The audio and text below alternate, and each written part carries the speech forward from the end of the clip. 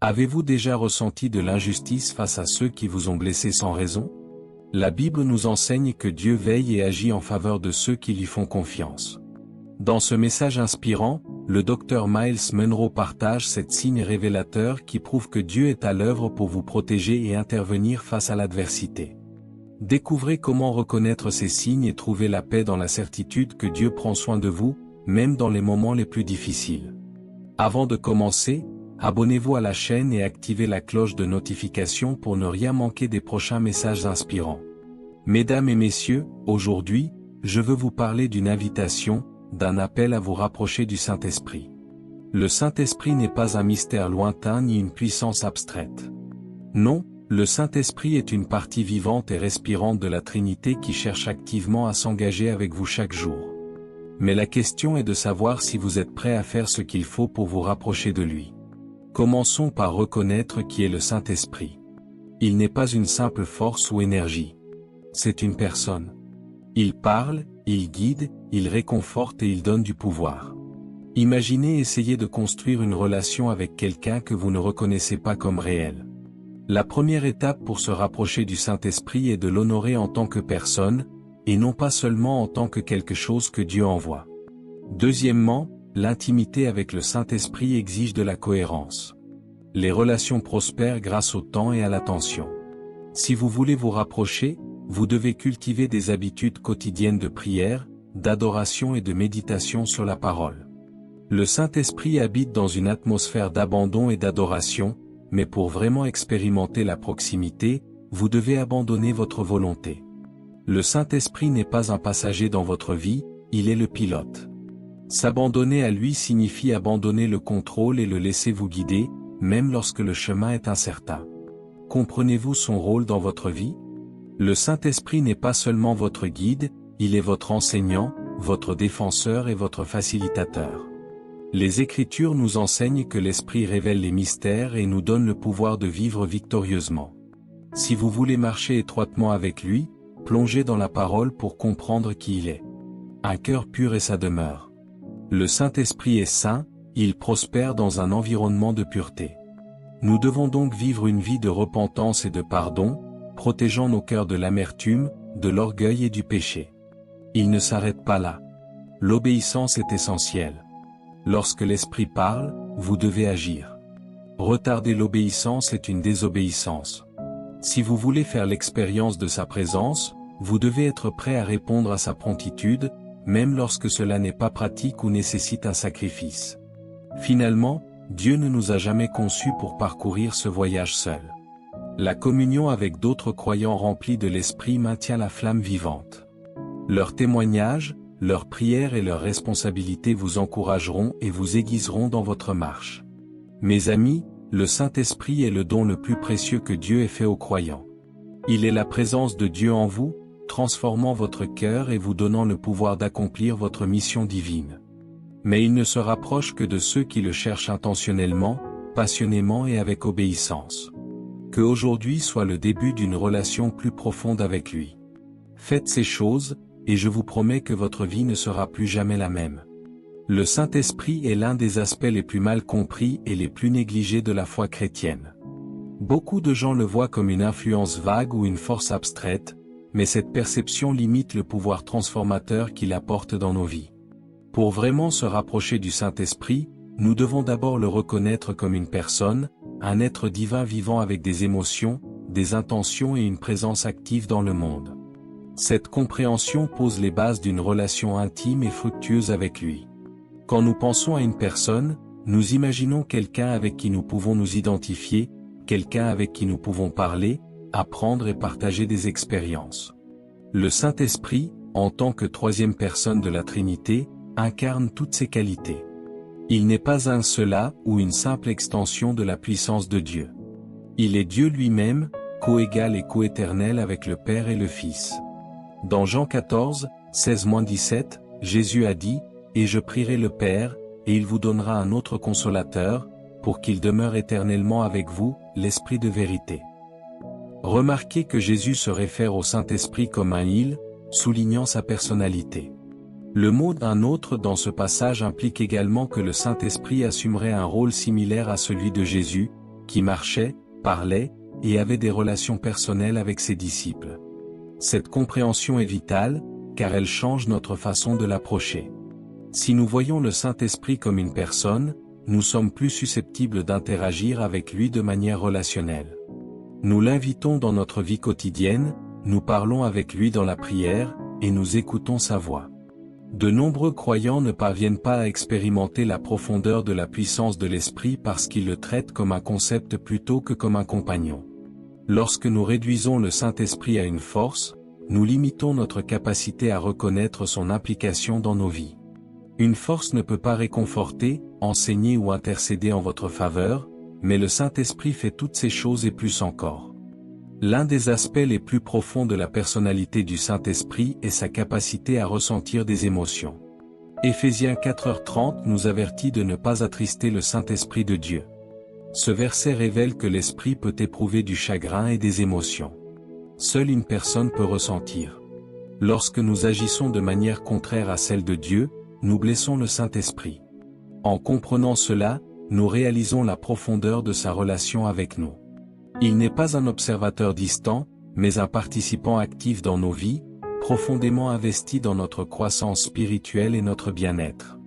Le Saint-Esprit a aussi un esprit et une volonté. Dans Romains 8h27, Paul écrit « Et celui qui sonde les cœurs connaît la pensée de l'Esprit, car l'Esprit intercède pour le peuple de Dieu selon la volonté de Dieu. » Ce verset souligne la nature intellectuelle et intentionnelle de l'Esprit. Il connaît les pensées de Dieu et aligne son intercession sur la volonté parfaite de Dieu. Ce n'est pas le comportement d'une force impersonnelle, mais d'un être divin qui travaille activement pour notre bien. Le Saint-Esprit prend des décisions et nous guide selon les desseins de Dieu. Par exemple, dans Actes 16, 6-7, Paul et ses compagnons ont été empêchés par le Saint-Esprit de prêcher la parole dans la province d'Asie. Cela indique que l'Esprit est intervenu avec une intention délibérée, dirigeant leur mission selon le plan de Dieu. Un autre aspect important de la personnalité du Saint-Esprit est sa capacité à communiquer. Tout au long des Écritures, l'Esprit parle aux individus, en fournissant des conseils, des encouragements et de la révélation. Dans Actes 13h2, tandis que l'Église primitive adorait et jeûnait, le Saint-Esprit a dit « Mettez à part pour moi Barnabas et Saul pour l'œuvre à laquelle je les ai appelés. » Cette communication directe souligne sa nature personnelle. Il ne parle pas seulement, mais il écoute aussi. Lorsque nous prions, le Saint-Esprit intercède pour nous avec des gémissements trop profonds pour les mots, Romains 8h26. Cette intercession est profondément personnelle, reflétant son implication intime dans nos vies et sa compréhension de nos besoins les plus profonds. Reconnaître le Saint-Esprit en tant que personne transforme également notre façon d'aborder l'adoration et la prière. Lorsque vous savez que vous interagissez avec un être vivant qui vous aime et désire se connecter avec vous, votre attitude change. L'adoration devient plus qu'une routine, elle devient une opportunité de communier avec l'Esprit. La prière passe d'une liste de demandes à une conversation avec quelqu'un qui vous connaît mieux que vous-même. Cette dynamique relationnelle est ce qui permet aux croyants d'expérimenter la plénitude de la présence de l'Esprit. Le rôle du Saint-Esprit en tant qu'enseignant illustre davantage sa personnalité. Dans Jean 14h26, Jésus dit « Mais le Consolateur, le Saint-Esprit que le Père enverra en mon nom, vous enseignera toutes choses, et vous rappellera tout ce que je vous ai dit. » L'enseignement exige une compréhension intellectuelle et une connexion personnelle avec l'apprenant. L'Esprit prend les vérités de Dieu et les fait vivre dans nos cœurs, nous aidant à les appliquer dans notre vie quotidienne. Cet enseignement n'est pas générique, il est adapté à nos circonstances uniques, à nos défis et à notre appel. En plus d'enseigner, le Saint-Esprit apporte du réconfort. Jésus l'a appelé le consolateur ou l'assistant dans Jean 14h16. Le réconfort est profondément personnel, il nécessite de l'empathie et de la compréhension. Le Saint-Esprit marche avec nous dans notre douleur, nous apportant une paix qui dépasse la compréhension.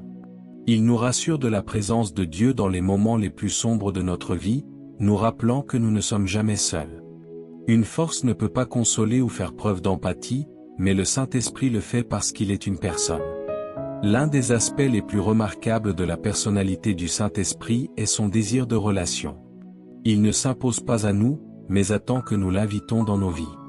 Dans Apocalypse 3h20, Jésus dit, « Voici, je me tiens à la porte et je frappe. Si quelqu'un entend ma voix et ouvre la porte, j'entrerai et je souperai avec lui, et lui avec moi. » Bien que ce verset se réfère spécifiquement à Jésus, le principe s'applique également au Saint-Esprit. Il désire la communion avec nous, mais nous devons être prêts à lui ouvrir nos cœurs. Pour vous rapprocher du Saint-Esprit, vous devez changer la façon dont vous le percevez et interagissez avec lui. Commencez par reconnaître sa présence dans votre vie. Parlez-lui comme vous le feriez avec un ami de confiance, demandez-lui ses conseils.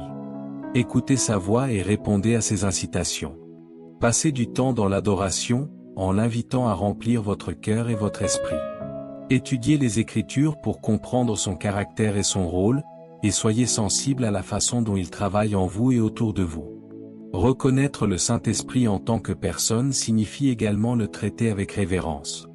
Nous ne devons jamais prendre sa présence pour acquise ni ignorer sa voix. Au lieu de cela, nous devons l'honorer en vivant une vie qui reflète sa sainteté. Cela implique de soumettre notre volonté à la sienne, de rechercher la pureté du cœur et de marcher dans l'obéissance. Lorsque nous attristons le Saint-Esprit par le péché ou la négligence, nous entravons notre relation avec lui. Mais lorsque nous nous repentons et réalignons nos vies avec ses conseils, nous expérimentons la plénitude de son amour et de sa puissance. Le Saint-Esprit n'est pas une force impersonnelle ou lointaine, mais une personne divine qui désire une relation profonde et intime avec nous. Il ressent les choses, parle et agit de manière à révéler son amour et son engagement envers notre croissance. Lorsque nous le reconnaissons comme une personne, nous ouvrons la porte à une relation transformatrice qui nous rapproche de Dieu et nous donne le pouvoir de vivre notre objectif. La question est de savoir si vous ferez le pas pour le connaître personnellement. Le Saint-Esprit attend, prêt à vous conduire dans une vie de plus grande connexion, compréhension et puissance. Tout ce que vous avez à faire est de le reconnaître, l'inviter à entrer et à marcher avec lui quotidiennement.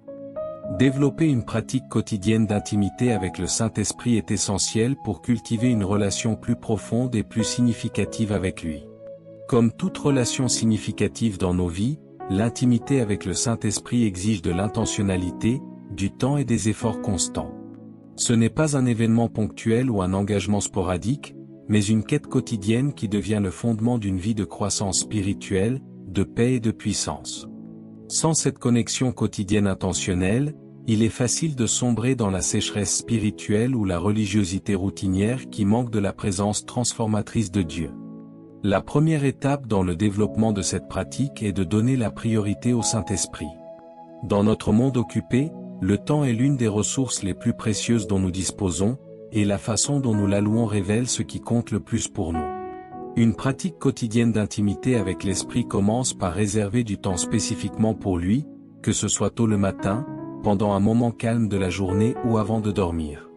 Établir un moment cohérent pour rencontrer le Saint-Esprit démontre votre désir de le connaître et votre volonté de faire de lui une priorité dans votre vie.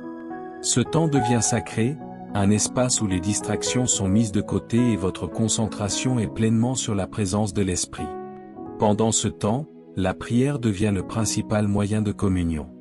La prière n'est pas simplement un rituel de récitation de mots, mais une conversation ouverte et honnête avec l'Esprit. C'est un moment pour épancher votre cœur, partager vos pensées, et surtout écouter. Beaucoup de gens abordent la prière comme une activité unilatérale, où ils apportent leurs demandes puis continuent leur journée.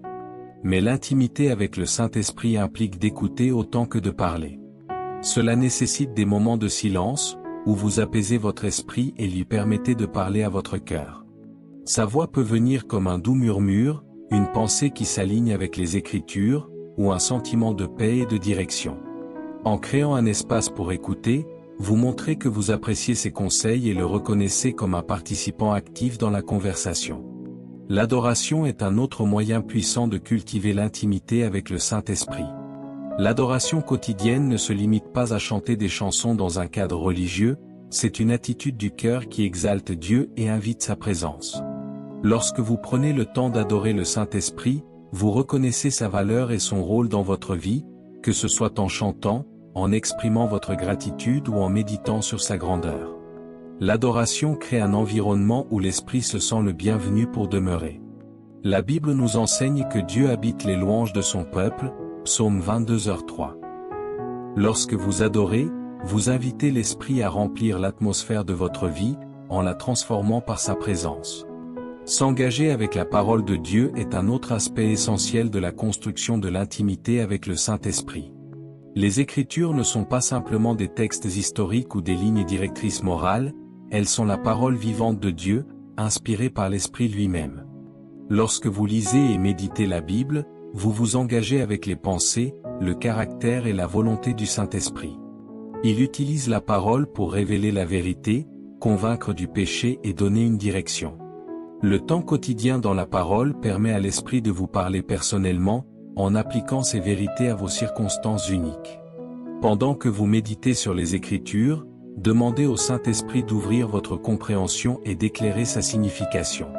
Cela transforme la lecture de la Bible d'une activité de routine en une interaction dynamique avec Dieu. La journalisation peut également améliorer votre pratique de l'intimité avec le Saint-Esprit. Écrire vos pensées, vos prières et ce que vous sentez que l'Esprit dit vous aide à rester concentré et crée un enregistrement de votre voyage spirituel au fil du temps. Vous pouvez regarder en arrière et voir comment l'Esprit a été fidèle, comment il vous a guidé et comment il a répondu à vos prières. Cette pratique approfondit non seulement votre connexion, mais renforce également votre foi lorsque vous êtes témoin de son œuvre dans votre vie. Un autre élément important de l'intimité quotidienne avec le Saint-Esprit est d'apprendre à être conscient de sa présence tout au long de la journée. Bien que le temps consacré avec lui soit vital, la relation ne s'arrête pas lorsque vous quittez votre placard de prière ou fermez votre Bible. Le Saint-Esprit est avec vous à tout moment, et cultiver une conscience de sa présence transforme même les activités banales en opportunités de connexion. Vous pouvez inviter l'Esprit dans votre travail, vos relations et vos décisions. Une simple prière comme « Saint-Esprit, guide-moi » ou « Merci d'être avec moi » vous permet de rester en phase avec lui et d'ouvrir la porte à son influence dans tous les aspects de votre vie. Le jeûne peut également être une pratique puissante pour se rapprocher du Saint-Esprit. Bien que le jeûne soit souvent associé à l'abstention de nourriture, son objectif principal est de créer un espace pour Dieu en supprimant les distractions. C'est un acte physique d'abandon qui aiguise votre sensibilité spirituelle. Lorsque vous jeûnez, vous dites intentionnellement non à quelque chose afin de dire oui à une communication plus profonde et à une union avec l'Esprit. Cette discipline entraîne votre cœur à le chercher par-dessus tout et vous positionne pour entendre sa voix plus clairement. En plus des pratiques personnelles, vous entourez d'une communauté de croyants qui valorise également l'intimité avec le Saint-Esprit est essentielle.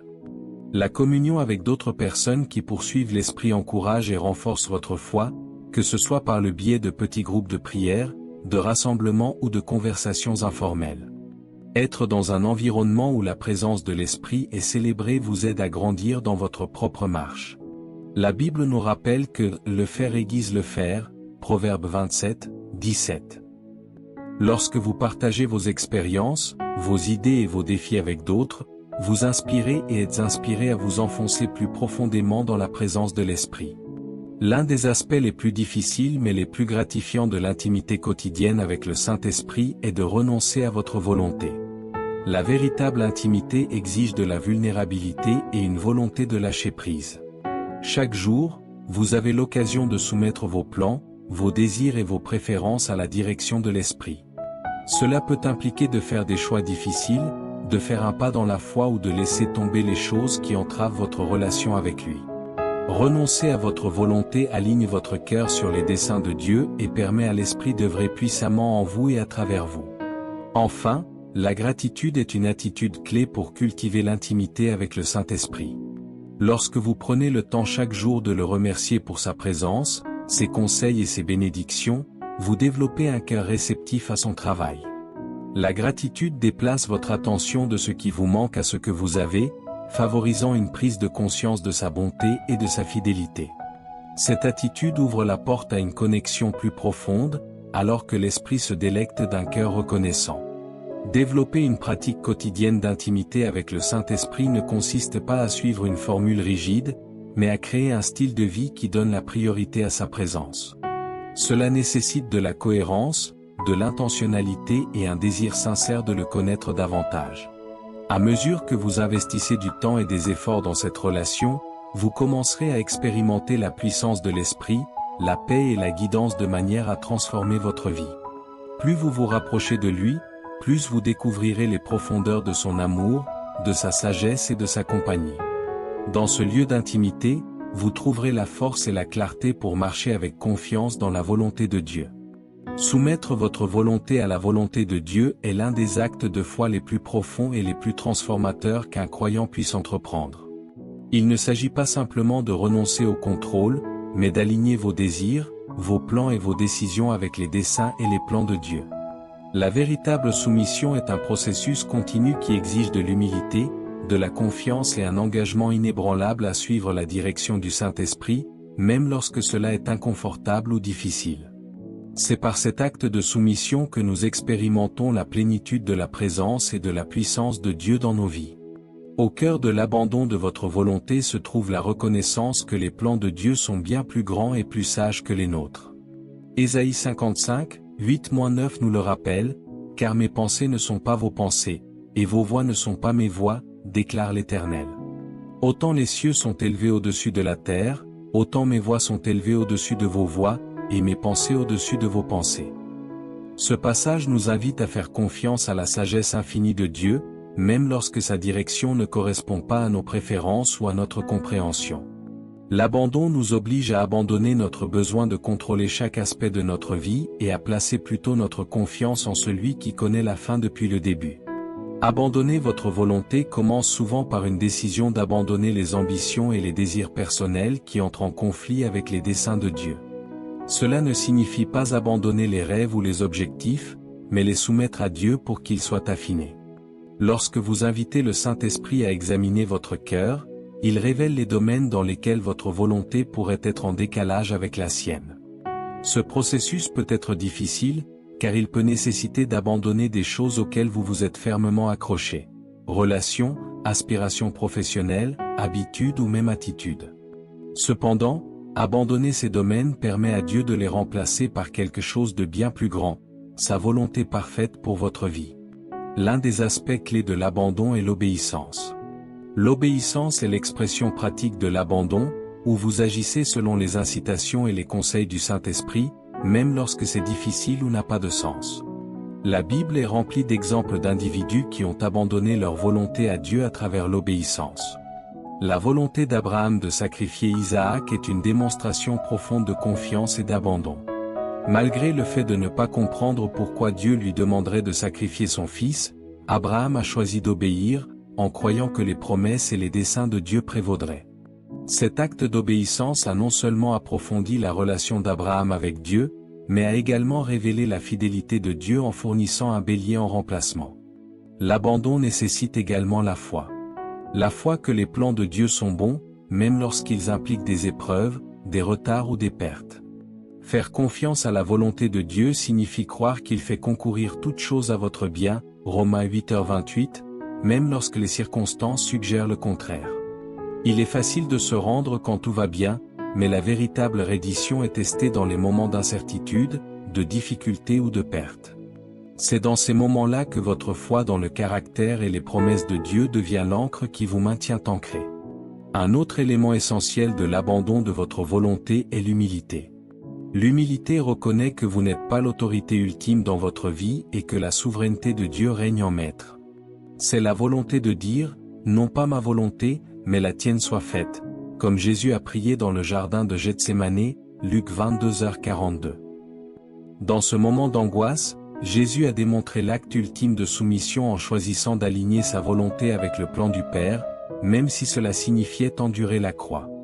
Son exemple nous enseigne que la soumission n'est pas toujours facile, mais qu'elle en vaut toujours la peine, car elle conduit à l'accomplissement des desseins rédempteurs de Dieu.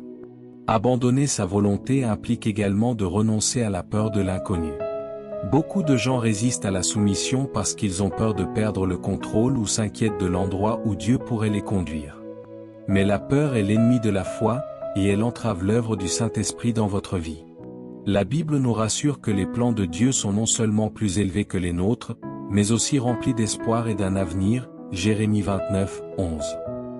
Lorsque vous abandonnez votre volonté, vous ouvrez la porte à Dieu pour vous conduire dans une vie qui dépasse tout ce que vous pourriez planifier pour vous-même. Une partie importante de la soumission consiste à cultiver une posture de gratitude et de contentement. La soumission n'est pas une question de résignation ou de passivité, c'est un choix actif de faire confiance à Dieu et de trouver de la joie dans ses plans, même lorsqu'ils diffèrent des vôtres. Le contentement vient de croire que la disposition, le moment et la direction de Dieu sont suffisants. La gratitude déplace votre attention de ce que vous pourriez abandonner à ce que vous gagnez, une relation plus profonde avec Dieu et la possibilité d'accomplir ses desseins. Le processus de soumission est continu et non un événement ponctuel. Chaque jour présente de nouvelles opportunités de soumettre votre volonté à Dieu. Cette soumission quotidienne est facilitée par le fait de passer du temps dans la prière, l'adoration et la parole. La prière vous permet de déposer vos désirs devant Dieu et de rechercher sa direction. L'adoration réaligne votre cœur avec le sien, vous rappelant sa grandeur et sa bonté. La parole fournit la base pour comprendre sa volonté et vous équipe pour marcher dans l'obéissance. À travers ces pratiques, vous développez la sensibilité spirituelle nécessaire pour discerner la direction du Saint-Esprit. La communauté joue également un rôle essentiel dans l'abandon de votre volonté. Vous entourez d'autres croyants qui sont engagés à suivre la volonté de Dieu vous encourage et renforce votre propre résolution. Ils peuvent offrir de la sagesse, la responsabilité et la prière pendant que vous naviguez dans les défis de la soumission. L'Église n'est pas seulement un lieu de culte, mais une communauté où vous pouvez grandir dans votre foi et trouver du soutien pendant que vous marchez dans l'obéissance à l'appel de Dieu. Les récompenses de l'abandon de votre volonté à Dieu sont incommensurables. Lorsque vous vous soumettez à la sienne, vous faites l'expérience de la paix qui vient du fait de savoir que vous êtes au centre de sa volonté. Vous ne portez plus le fardeau d'essayer de contrôler chaque résultat, car vous avez confiance en la capacité de Dieu à faire concourir toutes choses à votre bien. L'abandon vous positionne également pour recevoir ses bénédictions, car l'obéissance précède souvent la percée. Lorsque vous alignez votre volonté avec la sienne, vous devenez un instrument par lequel ses desseins peuvent être accomplis, apportant gloire à son nom et impactant la vie des autres. Abandonner votre volonté à la volonté de Dieu n'est pas un signe de faiblesse, mais de force. C'est un acte de foi qui déclare votre dépendance à Dieu et votre confiance en ses plans. Bien que le processus puisse être difficile, il mène à une vie de paix et d'accomplissement divin. Chaque étape de l'abandon vous rapproche du Saint-Esprit, qui vous donne le pouvoir de vivre une vie qui honore Dieu et fait avancer son royaume. En abandonnant vos propres plans et en embrassant les siens, vous découvrez la vie abondante que lui seul peut fournir.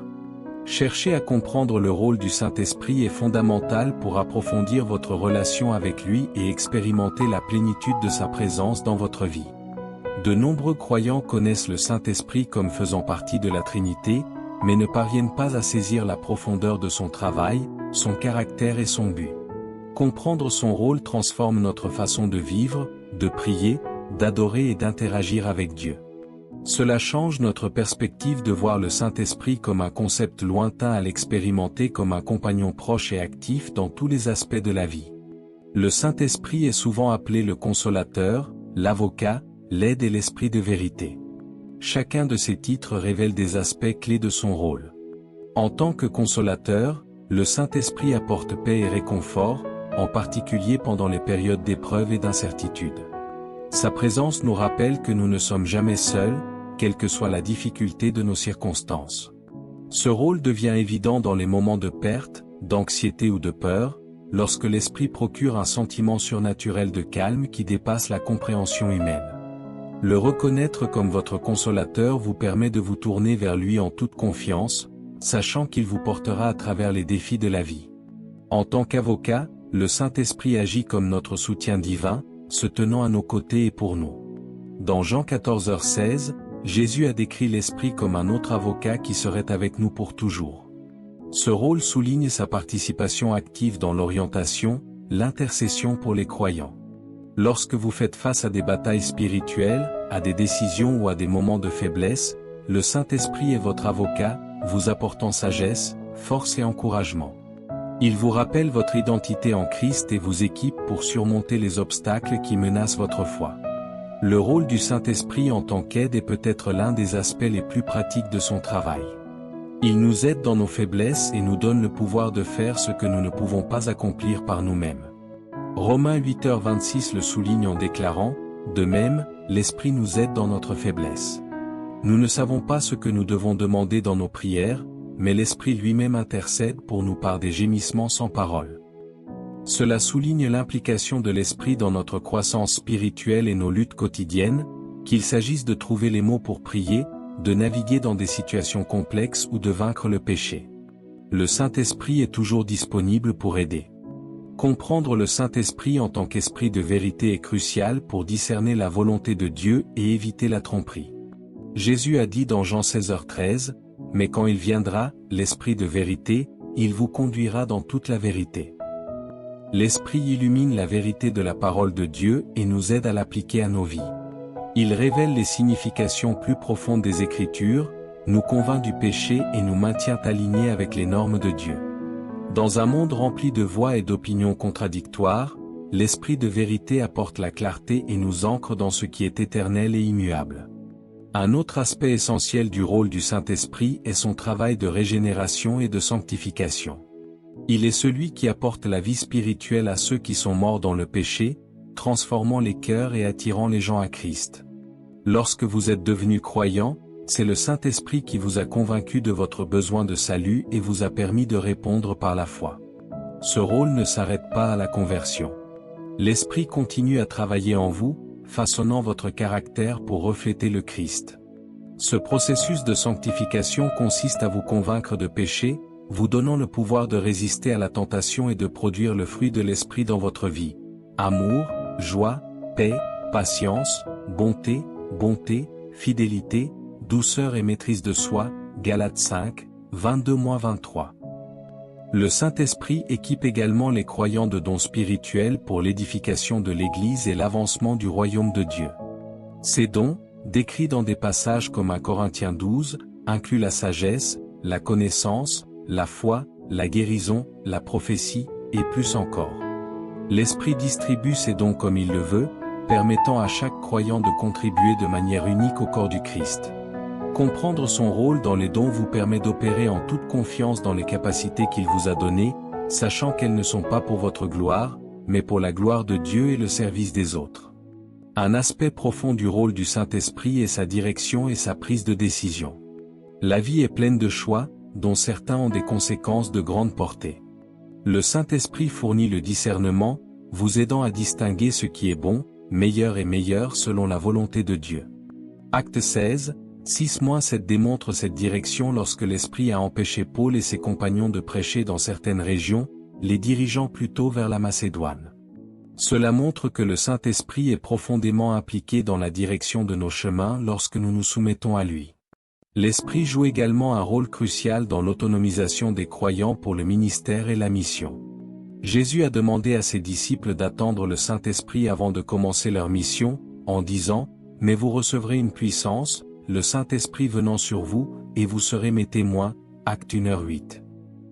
L'autonomisation de l'Esprit permet aux gens ordinaires d'accomplir des choses extraordinaires pour le royaume de Dieu. Il donne l'audace de partager l'Évangile, la sagesse pour répondre aux défis et la force de persévérer face à l'opposition. L'adoration est un autre domaine où le rôle du Saint-Esprit est vital. Il facilite le vrai culte en nous aidant à nous connecter à Dieu en esprit et en vérité. Jean 4h24 nous rappelle que Dieu est esprit, et ceux qui l'adorent doivent l'adorer en esprit et en vérité. Le Saint-Esprit inspire une véritable adoration de Dieu, allant au-delà des rituels superficiels vers une expression sincère d'amour et de révérence. Il apporte de la fraîcheur et de la profondeur à notre culte, ce qui en fait une expérience transformatrice plutôt qu'une pratique de routine. Enfin, le Saint-Esprit joue un rôle dans l'union des croyants en un seul corps en Christ. Éphésiens 4h3 nous encourage, à faire tous les efforts pour maintenir l'unité de l'Esprit par le lien de la paix. L'Esprit transcende les différences culturelles, linguistiques et confessionnelles, rassemblant les croyants dans l'amour et un objectif mutuel. Cette unité est un puissant témoignage au monde de l'œuvre de Dieu et de son peuple. Chercher à comprendre le rôle du Saint-Esprit nécessite une étude intentionnelle, de la prière et une ouverture à sa direction. Cela implique de passer du temps dans les Écritures pour apprendre comment il travaille, en l'invitant à révéler ses desseins dans votre vie, et en cultivant la sensibilité à sa présence. À mesure que vous grandissez dans la compréhension de son rôle, votre relation avec le Saint-Esprit s'approfondit, transformant votre marche avec Dieu et vous équipant pour vivre une vie de foi, d'obéissance et d'impact. Plus vous saisissez son rôle, plus vous compterez sur lui, ferez confiance à ses conseils et expérimenterez la vie abondante qu'il désire pour vous. Cultiver un cœur pur est essentiel pour se rapprocher du Saint-Esprit et vivre une vie qui reflète le caractère et les valeurs de Dieu. La Bible enseigne que l'état du cœur a un impact direct sur notre relation avec Dieu. Dans Matthieu 5:8, Jésus a dit « Heureux ceux qui ont le cœur pur, car ils verront Dieu ». Cette déclaration profonde souligne que la pureté du cœur n'est pas seulement une condition préalable à l'intimité avec Dieu, mais aussi la clé pour expérimenter sa présence et comprendre sa volonté. Un cœur pur est libre de corruption, de tromperie et d'ambition égoïste, entièrement dévoué à Dieu et à ses desseins. Le processus de cultiver un cœur pur commence par une évaluation honnête de votre vie intérieure. Le cœur, en termes bibliques, englobe l'esprit, les émotions, la volonté et l'âme. C'est le cœur de qui vous êtes. Proverbe 4h23 avertit, « Garde ton cœur plus que toute autre chose, car de lui viennent les sources de la vie. » Cela signifie que les pensées, les désirs et la motivation qui résident dans ton cœur façonnent tes actions et, en fin de compte, définissent ton caractère. Pour cultiver la pureté, tu dois d'abord reconnaître et affronter les impuretés qui résident à l'intérieur, qu'il s'agisse d'habitudes pécheresses, de motifs cachés ou d'attitudes nuisibles. Cela nécessite de l'humilité et une volonté d'inviter le Saint-Esprit à examiner ton cœur et à révéler tout ce qui ne correspond pas aux normes de Dieu. La repentance est une étape cruciale dans la poursuite d'un cœur pur. La repentance ne consiste pas simplement à regretter ses mauvaises actions, mais à se détourner activement du péché et à se tourner vers Dieu. Lorsque le Saint-Esprit vous convainc de pécher, répondre par une repentance sincère permet à sa puissance purificatrice de renouveler votre cœur. 1 Jean 1h9 nous assure que, si nous confessons nos péchés, il est fidèle et juste pour nous pardonner nos péchés et pour nous purifier de toute injustice. Cette promesse souligne la fidélité de Dieu pour nous purifier lorsque nous l'approchons avec sincérité et un désir de changer. Un cœur pur se cultive également par une relation profonde et cohérente avec Dieu. Passez du temps dans la prière, l'adoration et la méditation sur sa parole renouvellent votre esprit et façonnent vos désirs pour les aligner avec les siens. Psaume 119, 11 dit, « J'ai caché ta parole dans mon cœur afin de ne pas pécher contre toi. » Lorsque tu t'immerges dans les Écritures, les vérités de Dieu imprègnent ton cœur, te fortifiant contre la tentation et te guidant dans la justice. La parole de Dieu agit à la fois comme un miroir et une lampe, exposant les domaines qui ont besoin de transformation et illuminant le chemin de la pureté. Protéger votre cœur contre les influences qui peuvent corrompre est une autre pratique vitale. Dans notre monde moderne, nous sommes constamment bombardés de messages, d'images et d'idées qui peuvent nous éloigner des normes de Dieu. Que ce soit par le biais des médias, des relations ou des normes culturelles, ces influences peuvent subtilement façonner nos cœurs d'une manière contraire à la volonté de Dieu. Proverbe 4, 25-27 conseille, que tes yeux regardent droit devant toi, fixe ton regard directement devant toi.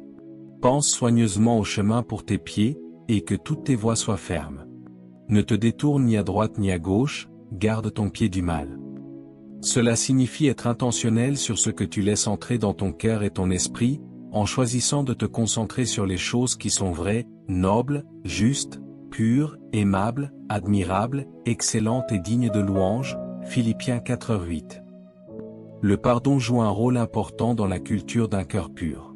Le manque de pardon, l'amertume et le ressentiment sont toxiques pour l'âme et peuvent créer des barrières entre vous et Dieu. Jésus a souligné l'importance du pardon dans la prière du Seigneur, nous enseignant à pardonner aux autres comme nous avons été pardonnés par Dieu, Matthieu 6h12. S'accrocher aux offenses non seulement pollue votre cœur, mais entrave également votre croissance spirituelle. Le pardon ne consiste pas à tolérer les mauvaises actions, mais à vous libérer du fardeau de l'amertume et à permettre à Dieu de guérir votre cœur. Lorsque vous choisissez de pardonner, vous faites de la place au Saint-Esprit pour remplir votre cœur de paix et d'amour. La pureté du cœur implique également d'aligner vos désirs et vos ambitions sur les desseins de Dieu. Le monde promeut souvent des objectifs égocentriques dans la poursuite du gain personnel, au détriment des autres. Cependant, un cœur pur cherche le royaume de Dieu avant tout, Matthieu 6h33. Cela signifie abandonner les désirs égoïstes et demander à Dieu de les remplacer par ses désirs pour votre vie. Psaume 37, 4 promet, « Fais de l'Éternel tes délices, et il te donnera ce que ton cœur désire. » Lorsque ton cœur est aligné avec Dieu, tes désirs commencent à refléter sa volonté, conduisant à une vie qui le glorifie. Un autre aspect clé de la culture d'un cœur pur est de pratiquer l'humilité. L'orgueil est l'un des plus grands obstacles à la pureté, car il se place au-dessus de Dieu et des autres. Jacques 4h6 nous rappelle que Dieu s'oppose aux orgueilleux, mais il fait grâce aux humbles. L'humilité implique de reconnaître votre dépendance à Dieu et de valoriser les autres au-dessus de vous-même. C'est la volonté de reconnaître vos faiblesses, de vous soumettre à l'autorité de Dieu et de rechercher son aide pour vaincre le péché. Un cœur humble est un terrain fertile pour que le Saint-Esprit travaille à vous transformer de l'intérieur vers l'extérieur. La communauté est également vitale dans la poursuite d'un cœur pur. S'entourer de compagnons croyants qui vous encouragent et vous mettent au défi de vivre selon les normes de Dieu crée un environnement où la pureté peut prospérer. Proverbe 27, 17 dit, « Comme le fer aiguise le fer, ainsi une personne aiguise une autre. » Faire partie d'une communauté fournit un soutien, de la responsabilité et de la sagesse alors que vous vous efforcez de maintenir un cœur pur. Cela offre également des opportunités de pratiquer l'amour, la patience et le pardon, qui sont des qualités essentielles d'un cœur pur. Finalement, cultiver un cœur pur demande de la persévérance. La pureté ne s'atteint pas du jour au lendemain, mais est un voyage de toute une vie de croissance et de raffinement. Il y aura des moments où vous trébucherez ou ferez face à des défis qui testeront votre engagement envers la pureté. Dans ces moments-là, il est important de se rappeler que la grâce de Dieu est suffisante et que son esprit est toujours à l'œuvre en vous. Philippiens 1h6 nous assure que « Celui qui a commencé en vous une bonne œuvre la poursuivra jusqu'au jour de Jésus-Christ. » Faites confiance à la fidélité de Dieu et continuez à le chercher de tout votre cœur, sachant qu'il achèvera l'œuvre qu'il a commencée en vous. Un cœur pur est le fondement d'une vie qui plaît à Dieu et reflète sa gloire au monde. Il ne s'agit pas de perfection, mais d'un désir sincère de connaître, d'aimer et d'obéir à Dieu. En cultivant un cœur pur, vous constaterez que votre relation avec le Saint-Esprit s'approfondit, votre foi se renforce et votre vie devient un témoignage de la puissance transformatrice de Dieu. Marcher dans l'obéissance est un aspect fondamental de la relation d'un croyant avec Dieu et une étape vitale pour se rapprocher du Saint-Esprit. L'obéissance est l'expression extérieure d'un engagement intérieur à honorer et à suivre la volonté de Dieu. C'est par l'obéissance que nous démontrons notre amour pour Dieu, nous nous alignons sur ses desseins et nous nous positionnons pour expérimenter ses bénédictions et ses conseils. Le voyage de l'obéissance n'est pas toujours facile, mais il est toujours enrichissant, car il nous entraîne plus profondément dans l'intimité avec Dieu et permet à son esprit d'œuvrer puissamment dans nos vies. La Bible souligne constamment l'importance de l'obéissance en tant qu'acte d'adoration et de foi. Jésus a dit dans Jean 14h15, « Si vous m'aimez, gardez mes commandements. » Cette déclaration met en évidence le lien indissociable entre l'amour et l'obéissance. Le véritable amour pour Dieu ne s'exprime pas simplement par des mots ou des émotions, mais par un style de vie qui reflète ses enseignements et ses commandements. Marcher dans l'obéissance est une démonstration pratique de notre confiance dans la sagesse et la bonté de Dieu, même lorsque ses instructions remettent en question notre compréhension ou notre réconfort. L'obéissance commence souvent par une volonté d'écouter et de répondre à la voix du Saint-Esprit. L'Esprit nous parle à travers la prière, les Écritures et les incitations intérieures de notre conscience, nous guidant vers des décisions et des actions qui s'alignent sur la volonté de Dieu. Reconnaître sa voix exige un cœur attentif et soumis, prêt à le suivre là où il nous conduit. Acte 5h32 déclare que « Dieu donne le Saint-Esprit à ceux qui lui obéissent », soulignant le lien entre l'obéissance et la présence active de l'Esprit dans nos vies. L'une des caractéristiques de la marche dans l'obéissance est la fidélité en toutes choses. Luc 16h10 enseigne que « Celui qui est fidèle dans les petites choses sera aussi fidèle dans les grandes ». Dieu teste souvent notre obéissance dans des questions apparemment mineures ou banales avant de nous confier de plus grandes responsabilités. Qu'il s'agisse d'être honnête dans nos relations, de faire preuve de bonté envers les autres ou de consacrer du temps à la prière et au culte, une obéissance constante dans la vie de tous les jours construit une fondation de fidélité qui nous prépare à des missions plus importantes. C'est dans ces petits actes d'obéissance que nous développons une maturité spirituelle et démontrons notre volonté de relever des défis plus importants. Marcher dans l'obéissance exige également du courage et de la détermination, en particulier lorsqu'il s'agit de faire des choix qui sont contre-culturels ou impopulaires. Suivre les commandements de Dieu peut parfois signifier rester seul, faire face à la critique ou endurer des difficultés. Dans de tels moments, l'obéissance devient un acte de foi, confiant que les voies de Dieu sont plus élevées et que ses promesses sont sûres. L'histoire de Daniel dans la fosse aux lions illustre ce genre de courage. Malgré la menace de mort, Daniel est resté obéissant à Dieu en continuant à prier, confiant que Dieu honorerait sa fidélité. Son obéissance a non seulement apporté la délivrance, mais a également révélé la puissance de Dieu aux autres. Un autre aspect important de l'obéissance est la volonté de soumettre nos plans, nos désirs et notre compréhension à Dieu. Proverbe 3, 5-6 nous encourage, « Confie-toi en l'Éternel de tout ton cœur, et ne t'appuie pas sur ton intelligence. Dans toutes tes voies, reconnais-le, et il aplanira tes sentiers. » Marcher dans l'obéissance implique souvent de renoncer à nos préférences, en soumettant nos plans à la direction de Dieu, même lorsqu'elle nous conduit dans un territoire inconnu ou inconfortable. Cette soumission n'est pas une perte, mais un gain, car elle nous permet d'expérimenter la plénitude de la sagesse et du but de Dieu. L'obéissance apporte également clarté et alignement à nos vies. Lorsque nous suivons les commandements de Dieu, nous nous alignons sur son ordre divin et évitons la confusion et les conséquences de la désobéissance. Psaume 119, 105 commence par une phrase puissante, « Ta parole est une lampe à mes pieds, et une lumière sur mon sentier. » Cette image engageante illustre comment la direction divine éclaire notre chemin spirituel. Comme « une lampe à mes pieds et une lumière sur mon sentier », illustrant comment l'obéissance à ses conseils illumine notre chemin et nous maintient sur la bonne voie. Plus nous marchons dans l'obéissance, plus nous devenons à l'écoute de la direction du Saint-Esprit, ce qui rend plus facile de discerner sa voie et sa direction. Marcher dans l'obéissance implique souvent de la patience et de la persévérance.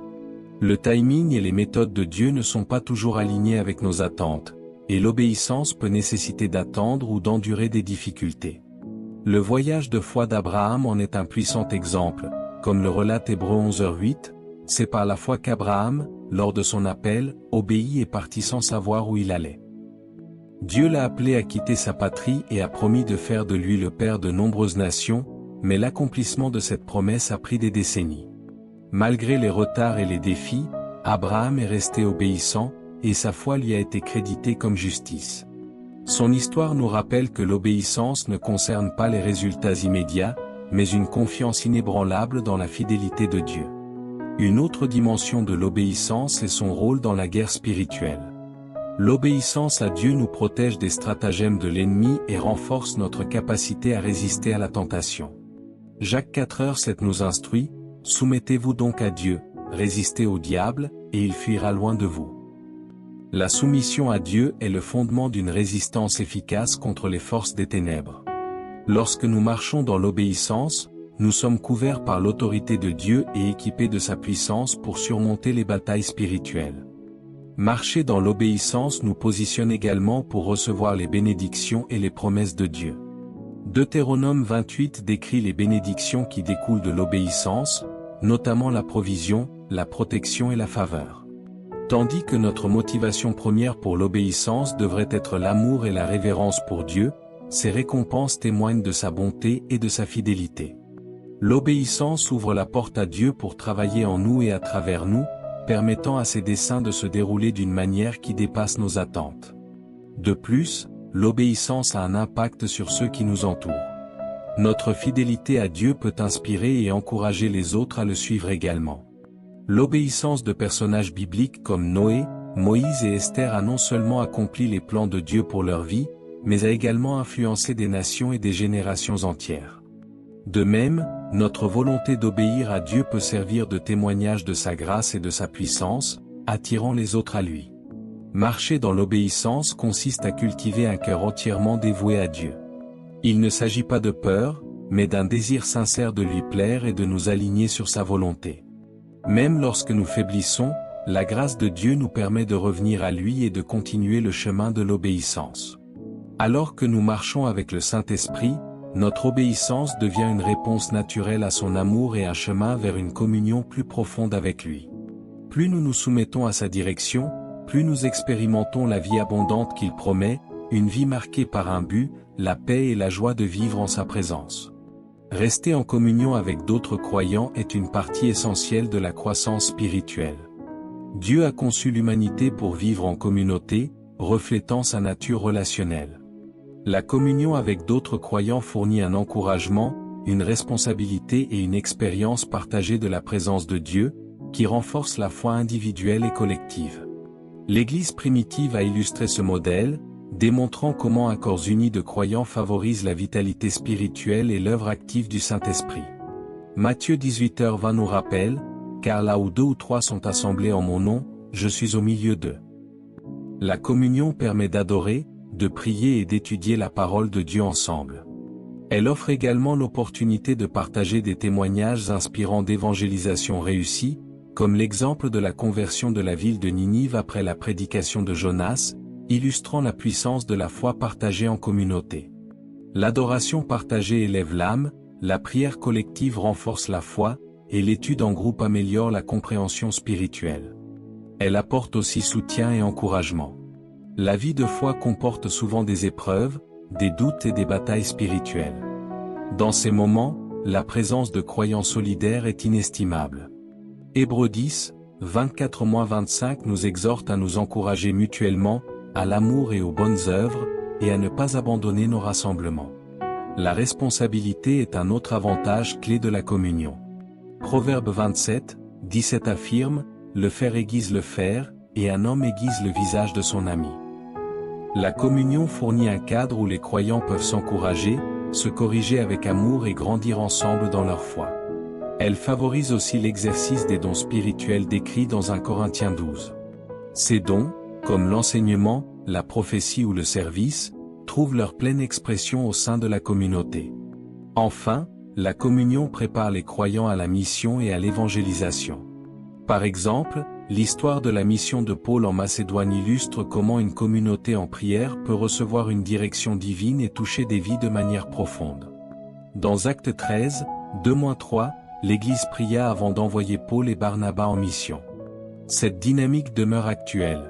Ensemble, les croyants se fortifient, sont inspirés et équipés pour partager la bonne nouvelle au monde. Ainsi, rester en communion et marcher dans l'obéissance sont 2 piliers essentiels d'une vie chrétienne ancrée dans la volonté de Dieu et guidée par son Esprit Saint. Lorsque nous faisons confiance à Dieu, nous réalisons qu'il n'ignore jamais nos souffrances. Les 7 signes évoqués sont autant de preuves de sa présence et de son intervention en notre faveur.